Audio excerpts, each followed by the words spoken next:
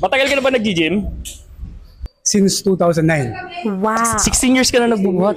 At dami ka na na-experience, no? Sobrang dami na. Kaya naman, love life, ano ba? Meron ka bang mga pet peeve tsaka mga gusto dito? Anong mga pinaka nagustuhan mo sa gym kaya ka nag-stay?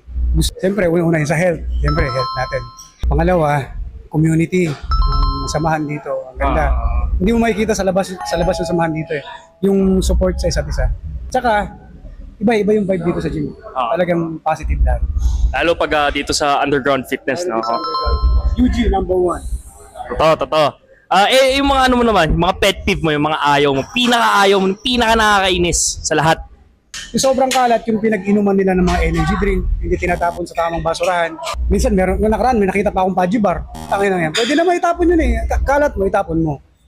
Yun nga, yung hindi binabalik yung mga plates, mga dumbbells. Kaya mong buhatin, kaya mo dapat ibalik. Maging responsable tayo, ibalik natin sa tamang saan natin kinuha. Maging responsable tayo sa lahat ng bagay. Narinig niyo yun, guys. Maging responsable at malinis. Susuntokin ni Kuya Rick pag hindi nagligbit. hindi naman sa ganun. Be responsible. Di ba, Ray? Tama, Baka Kuya. i-deadlift kayo na yan.